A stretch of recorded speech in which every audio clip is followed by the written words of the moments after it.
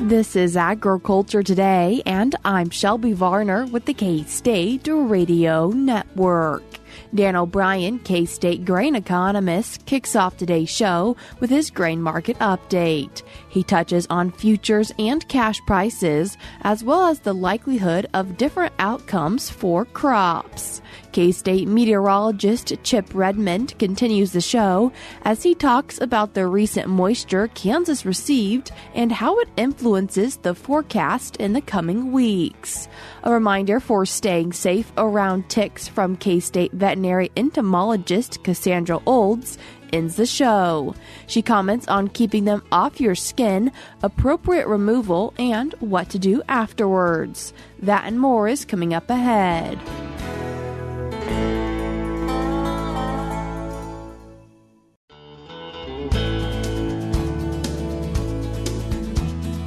You're tuned in to Agriculture Today, and we start our Friday show with a grain market update from K-State grain economist Dan O'Brien. Dan, thanks for joining us today. Thank you, Shelby. Dan, starting off our grain market conversation, what are we seeing for futures? Well, a lot of pessimism. There's no real weather challenges yet that have come into play. Now, I understand from talking with our K-State climatologist, and segments that'll air later, still the likelihood of hotter, drier weather as you transition into summer. That may be several weeks away, et cetera. So still uncertainty with regard to where things will go. But right now we've got adequate rain. And here it is, just about June 1st. And we've looked back in history, and when you see we have adequate moisture, the crops planted, no real worries and concerns. It's common historically to go sideways in terms of the level of prices, especially for spring planted, fall harvested crops, corn, sorghum, soybeans, and then to not see a lot of movement to the high side. Most of the shouting is still ahead of us in terms of what happens in June and July and August, and historically of late. If we don't end up and have major crop problems, the lows that we have been seeing have been coming actually in September, and the futures right now reflect that. You see on yesterday's closes, the September contract at 427 and a quarter. That's less than the July contract at 447. Actually, less than the D's contract at 441. So clearly, in the corn market, they're looking towards September as a low, and that's anticipating a normal crop and no real challenges coming forward. Not quite the same story for soybeans. Still at September contract closed yesterday at $10.30. November about 7 cents higher, 10.37. August 10.48. July 10.51. So again, September seems to be the target time frame where if we do have normal crops coming in and no real challenges, that we see lower numbers. And that September date also coincides with the USDA's release of their September crop production report and their associated World Ag Supply Demand Estimates report, i.e. the WASDE. And that's the first report where USDA and NASC actually, along with surveying farmers, which begins in the August report, they actually themselves get out into the fields, do their test plots. They call it their enumerated surveys at that time. And if there aren't any problems that have shown up, then the market tends to take that hard data or harder data, quantified numbers out of the USDA and tends to look pretty naively towards things. Of course, that's talking about spring planted crops, but harvested in the fall. But yet for wheat, as we're setting today, gosh, it's again almost June 1 harvest. It won't be completed 1 month from now, but we get to July 1, we'll have the first part of harvest pretty well hit at, unless we get major delays from a lot of rain or something like that. But the anticipation would be that we'll have a pretty good idea of where the harvest is going by the time we're 6 to 7 weeks out, unless, again, rains come or whatever delays things. We'll have the harvest pretty well done. So you look at July futures now with that anticipation. July 25 closed yesterday $5.31. You look historically when we've had higher prices, strong exports, things happening in the world, $6 and $7, $8 without even blinking almost. But we're at 531 at this time. And you do see carry in the market, really kind of surprising carry from 531 in July for the Kansas hard red winter wheat. They call it the Kansas wheat crop. It's traded on the CME, but CME Kansas hard red winter wheat futures from 531 in July, 545 and 3/4 in September, D's to 567, March 586, 597 and a quarter in May, and then $6. Again, rising prices all the way out to July of 26, $6.04, just under 605. And depending how you look at that, that's either great optimism for the future or more so a signal to store wheat. That's telling farmers to either store on farm, to store commercially. It's a boon, that type of 6 and 7 cents per bushel storage to commercial storers that would hold wheat. So that bodes well for the grain elevator industry, that they'd have some hedging opportunities. But we have to get the crop in first to get to that. So anyway, got that type of situation happening. Cash prices, really now we're back to time frames of that we were in prior to the run-up in prices that happened with the Ukraine-Russia war back in 2022 or thereabouts. Now the top price in the state of Kansas for corn, cash price, $4.47 in Garden City, even money basis. We've been at that for a while. And you've got a range of prices, 407 on the low side, 417, and that'd be around Salina being offered, at least that's the highest price that we had seen yesterday. And then Colby 417, Pittsburgh 417, Hutchinson 417, 427 Topeka.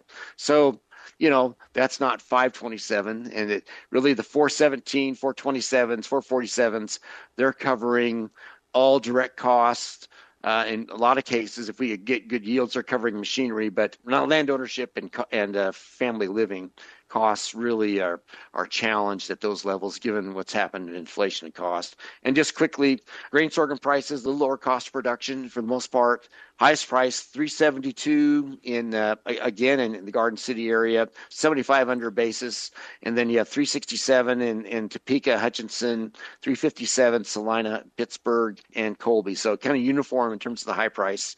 I would say for soybeans, we have one price that really stands out in the Topeka area at $10.41 and at $10.07 at Hutchinson, Pittsburgh, then Garden City, Salina, Colby, all below 10. And finally, the biggest issue that's right in front of us again, as we talked about with for the futures prices, the cash wheat harvest has price offerings of $5.12 as a top in Salina, Topeka, Hutchinson, and then elsewhere $4.62, $4.67 in Garden City and Colby, Pittsburgh, $4.73. So I think when we look at our K-State cost of production budgets, when we're in the central part of the state where we don't have fallow periods involved, then these prices they're doing a good job of covering all the direct costs and probably also machinery. But again, if you're paying for land, if you have higher cash rent versus ownership or a crop share situation, makes all the difference in terms of whether you're making a lot of money at those prices for wheat. And of course, if we're going to have low prices, man, hope we have high yields. Because that helps to keep the cost per unit down and it helps us to go forth pretty well. And you recently talked with Kansas Farm Bureau's Mark Nelson on a webinar discussing some different likelihoods of outcomes for corn, wheat, and soybeans. So could you give us a brief overview of what was discussed? Yeah, we looked at corn, and basically with the USDA's current projection of about 181 bushels an acre, 15.8 billion bushels of production this year. Again, strong crop, record high yields. You have a stocks-to-use figure of about 11.6%.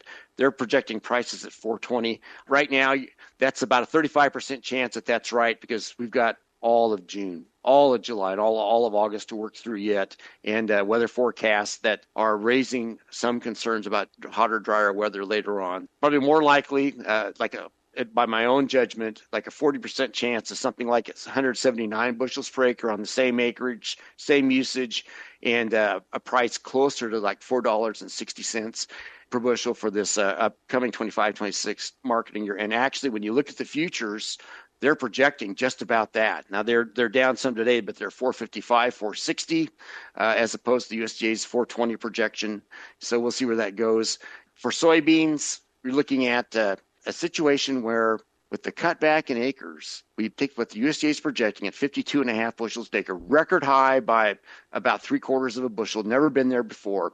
And if we're frankly in a riskier situation, if in terms of coming upon a tight supply-demand outcome, about a 30% chance USDA is right. Projection of 10.25 price at about 6.7% stocks to use, 52.5 bushels on these acres. By my own thinking, about 30% chance that's right. 40% chance more so of something like 51 bushels an acre. That's more in line to where we've been of late. And just that change alone brings into play rationing to start. You have to cut back 20, 40 million bushels of both exports and domestic crush just to keep things from getting too tight. So if we just go to 51 bushels an acre, with some rationing, you're down to about 230, 250 million bushels, 5% stocks to use instead of 10.25 by 11.50. There's some risk in the soybean market yet. That can still come into play, especially if hotter, drier weather comes in July and August. And so we'll see. And then for wheat to finish up, really the overall pessimism of the wheat market is pretty hard to ignore right now. And we're just so hampered by poorer exports. That's the defining issue. Food use, very, very good, but exports at 800 million bushels instead of 900 or 1 billion bushels puts us at ending stocks figures at 950 to a billion bushels and gives us prices closer to $5.30, $5.20, $5. There's a chance, of course, of exports really moving more strongly because of problems overseas. We get to $6, but right now you're in more of a situation where we're coming into harvest and looking for something to change from our current situation. Dan, I appreciate you taking the time to join us today. Thank you, Shelby. Take care. That was K-State grain economist Dan O'Brien. We're cutting to a short break now on Agriculture Today, but stick around because we have more for you up ahead.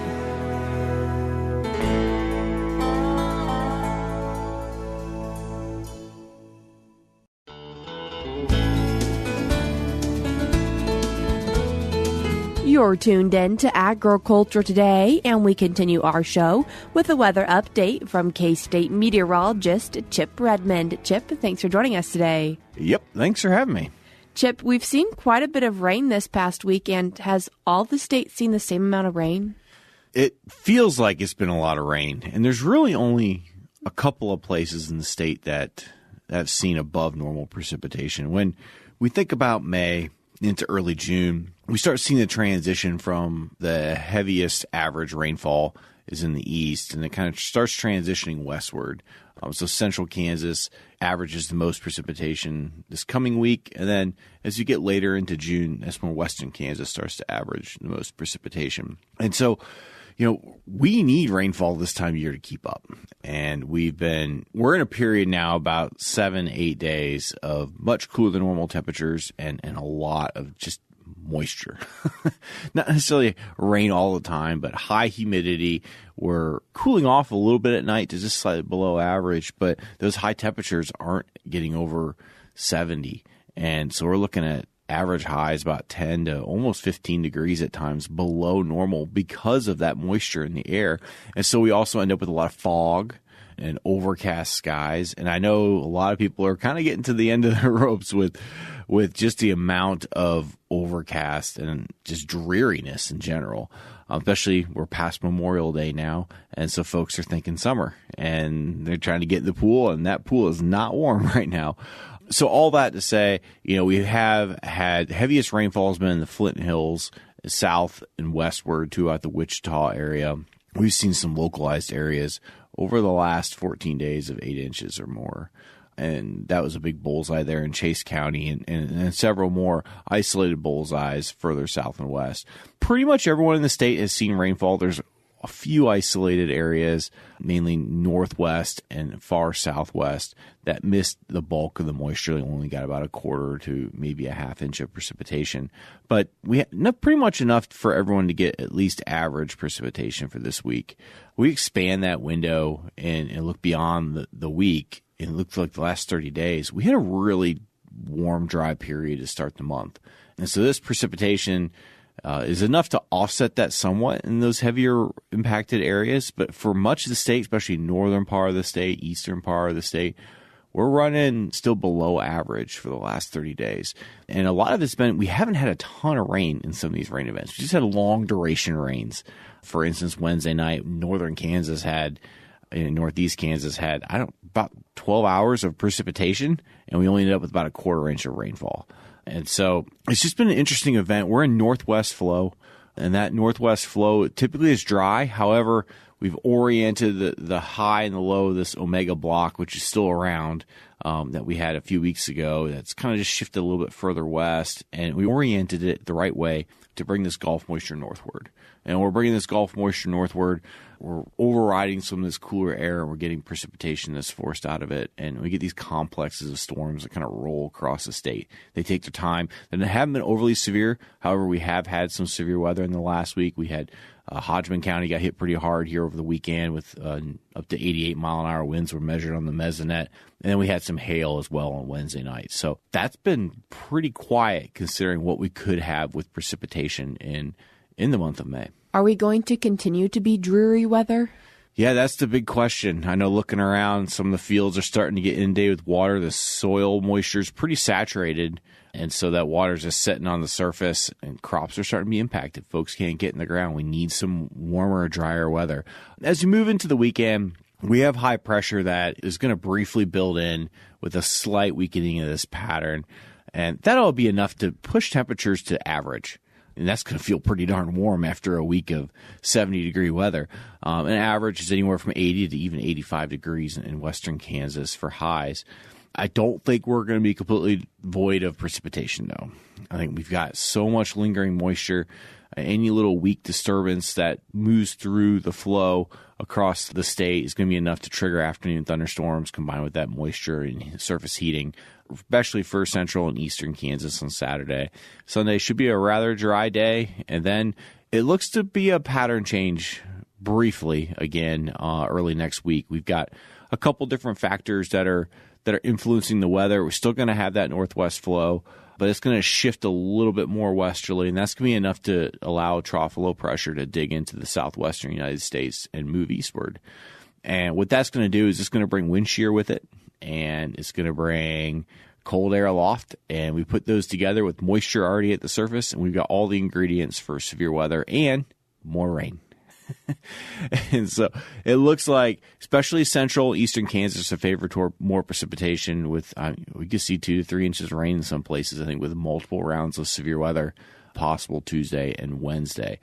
But there's a couple other things to consider. First is the tropics. The tropics are starting to become more active. We've got a storm that's going to form on the East Pacific. And what that's going to do is it's going to briefly probably become a hurricane and then move northward into Mexico. And while the storm's going to weaken pretty quickly, there's going to be a lot of moisture with that storm. And that low pressure that moves in on during the week, next week, should be able to tap into some of that moisture. So we're going to have some true tropical air and water vapor to work with. And that's going to mean any rainfall is going to be much heavier than what we've seen over the last week or so.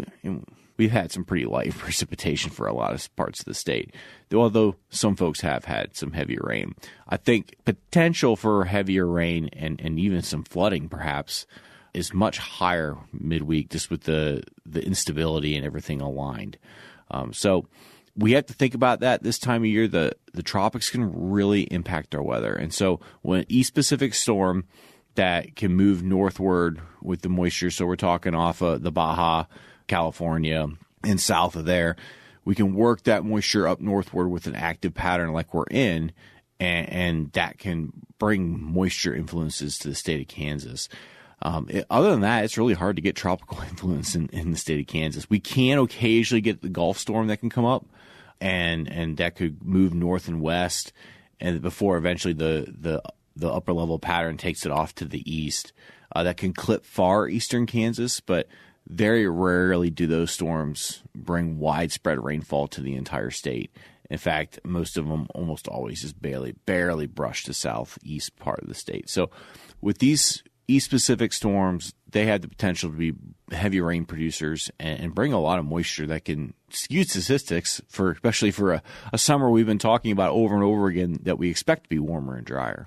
Do you think our summer will still be warmer and drier? Well, you can call me out. I've been kind of pushing this. I expect warmer and drier to eventually build in. However, I've been saying that for about the last month. Seems like we're always a week out from a change. And we were stuck in this kind of omega block pattern that briefly weakens and then rebuilds and briefly weakens and rebuilds.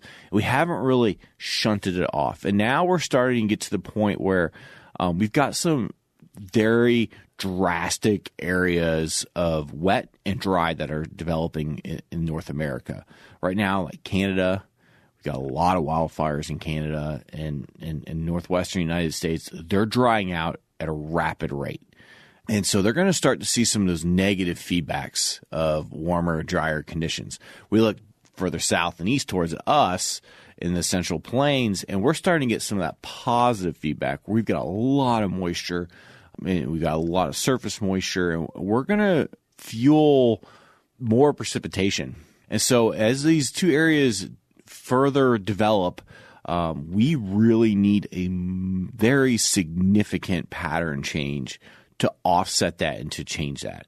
And right now, I just don't see it. I kind of thought that storm middle of next week might be the kicker for that, but models kind of flipping around again, and they say the Madden-Julian oscillation is going to be in favor of more precipitation even into the following week with weak northwest flow, and guess what? Our omega block again, still hanging out.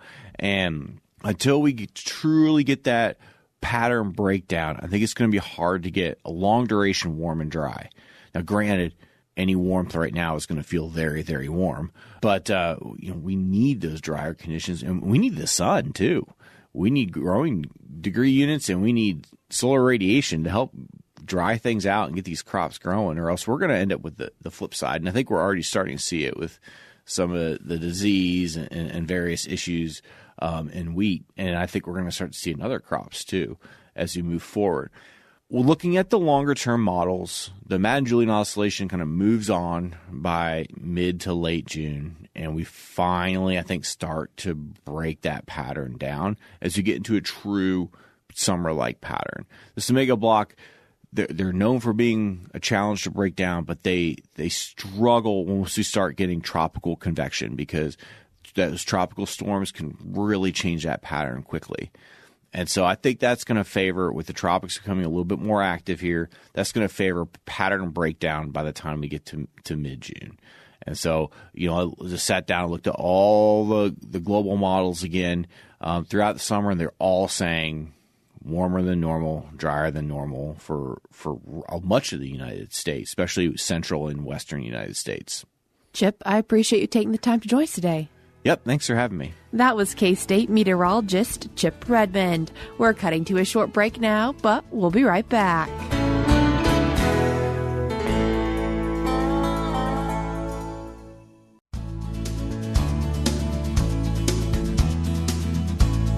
You're tuned back into Agriculture Today, and we conclude our Friday show with reminders about how to protect yourself from ticks and how to safely remove them with K-State veterinary entomologist Cassandra Olds. Cassandra, as we're talking about ticks, for people who are really averse to them, what can they maybe do to help reduce their chances of finding one on themselves? So the biggest thing is just being careful when you're outdoors, right? Especially if you're in a long grassy area. The ticks need to be protected from the elements, and so they like to be in foliage, so grasses, leaf litter, and then they'll come out looking for a meal. So if you are in a area where you are in grasses, you have the risk of picking up a tick. The best thing you can do is look a little bit, not fashion forward, but you tuck your pants into your socks, wear long socks, tuck your shirt into your pants so that there's no way for them to get in. You can even duct tape down your sleeves with some duct tape. You really just want to limit the entry points where a tick can get in. And then make sure that once you are back indoors, you take off your clothes, put them through the wash, and then just make sure that you do a bit of a body check, right? Get a buddy to check your body. Now, unfortunately, ticks like to go in little places where, nooks and crevices and crannies, and, it's a fairly invasive looking procedure. So get somebody to check all your different cracks. I'll leave it at that. What's the best way to remove a tick? Ticks are really easy to remove. Firstly, just stay calm, right? If you can get the tick off really quickly after it's attached to you, your chances of getting something nasty is significantly reduced. So then what you want to do is grab the tick between your thumb and your index finger, and you can just steady but firm pressure pull away from the body. You can do it with tweezers and things like that, but the thing I like about using your actual fingers is you've got a lot more grip. With a tweezer, sometimes you can slip a few times, and then you're starting to annoy the tick. It gets a little bit freaked out. It's, you're squashing it, so anything that's in its gut can get forced back out. So you really want to limit that. So really just using your fingers, pulling it off, slow and steady pressure, then just wash the area and keep it clean as you would with any injury or wound. What do you do with the tick after you've removed it? You put it in a Ziploc baggie and you put it in the freezer and just hold on to it. If 2 weeks later you feel fine and healthy, go ahead and throw it away. But if by chance it was carrying something and then you start getting flu-like symptoms or you're not feeling great, you can then take that tick with you either to your doctor or send it into us for identification, because if we know which tick species it is, it narrows down what you might be infected with. And we can also test ticks and see what it's infected with. So it just gives us a head start instead of just being, I got bitten by a tick. That could be anything. We now know what species it is, and then we can treat accordingly. So keep your ticks in the freezer for a couple of weeks. What about controlling ticks on livestock? Honestly, that's where we see the majority of our tick issues. And again, transmission of a number of different pathogens. We have Theileria orientalis now in the States. We've had our first outbreak. We don't have the tick vector for transmission yet, thankfully, but it will eventually get here. So we really want to pay attention for our livestock. The thing about a tick is, a life cycle can be 2 years long, from egg to adult. Realistically, you've got at most 3 different hosts. 2 of those for the immature stages are things like rabbits and mice and things we don't have control over. The only one you actually have control over is your livestock, but it's only on there for 7 days, 7 to 10 days, right? So the rest of the 11 months and 3 weeks, it's not under your control. So while there are chemical products that you can put on to animals, things like ear tags, those will only protect against ticks that are in the ear.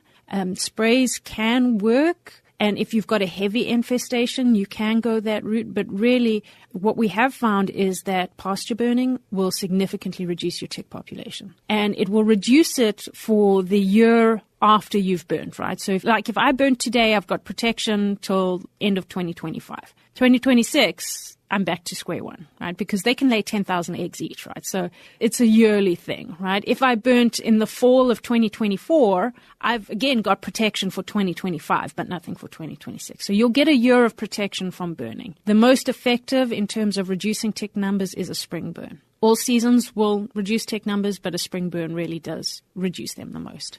That was K-State veterinary entomologist Cassandra Olds. That's all we have for you today on Agriculture Today, but we'll be back with more for you on Monday.